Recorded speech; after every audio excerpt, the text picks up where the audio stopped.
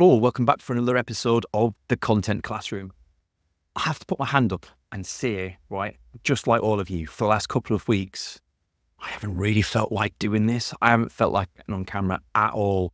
And I'm here to say that that is perfectly normal. Don't worry about it. It happens. Even to me, it happens, right? I've got hours and hours on YouTube and I still get to the point where I just don't feel like doing video. I don't feel like making content. That's cool. What you've got to do is just sit back and let it come to you. The more you try and force it to happen, the less you're going to record. Eventually, something sparks your inspiration. And here we are.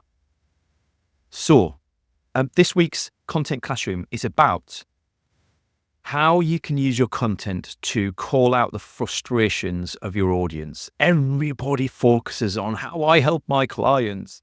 Here's my services, here's my products, here's my benefits, here's some thought leadership stuff even. Brilliant, right? All that has its place. But what it doesn't do is make people sit up and think.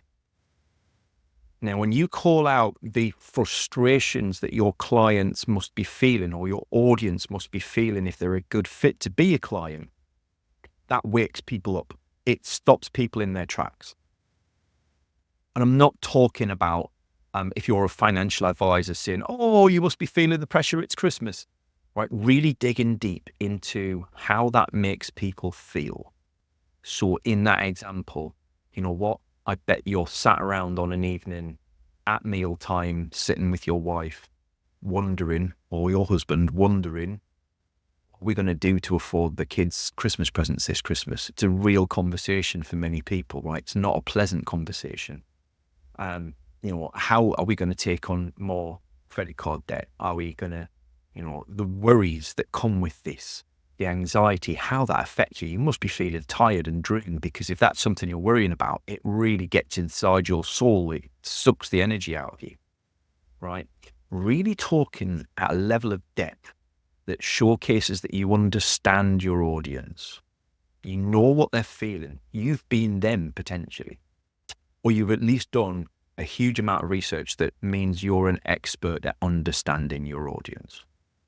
And then showing them that there's a way out of that there's hope, that there's a way to fix their problems. Because there's always a way to fix people's problems, right? There's always a way to make your audience take a step on their own. And I think that's the important thing is what I'm trying to say here. So we talk a lot about when we're selling things, we sell the sizzle, not the sausage, right? I love that terminology. Sometimes we have to sell the pain as well. Help people appreciate that, because a lot of the time your audience will be going through things and just accepting that's normal. They won't even appreciate it's a problem.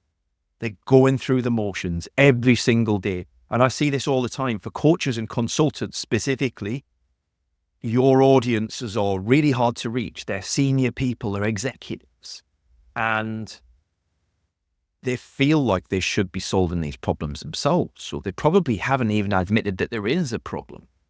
And you highlighting that frustration in your content is key to helping them understand, I need to fix this.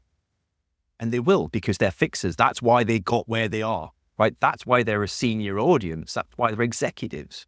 So just thinking about the challenges that you see your current clients going through and articulating the symptoms and the root causes to your audience clearly, concisely, but using emotions. Talking about how they must feel. Like for my clients, sitting down with sweaty palms on a Monday morning trying to write a post for LinkedIn when you don't know what you put, right? You haven't got a plan and you haven't got any content. And I know I need to write something because everybody keeps telling me I should be more active on LinkedIn, right? What do I write about? You know what? I'm going to do this other thing first. I'm going to go write my emails first. Back to it. Brilliant. Right. That is a key way that I attract my clients. So that's the thing for today's Content Classroom, is to think about the message behind your communications, your posts, your content, and help your audience to identify when they have a problem that you can help them with. And the more you do this, the more problems that you highlight that you can fix.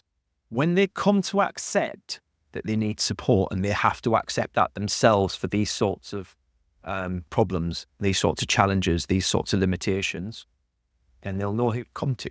They'll remember you because you'll be the only one really articulating it in a way that connected with them emotionally. And when we connect emotionally, we remember. And I'll speak to you next week on the Content Classroom. Bye-bye.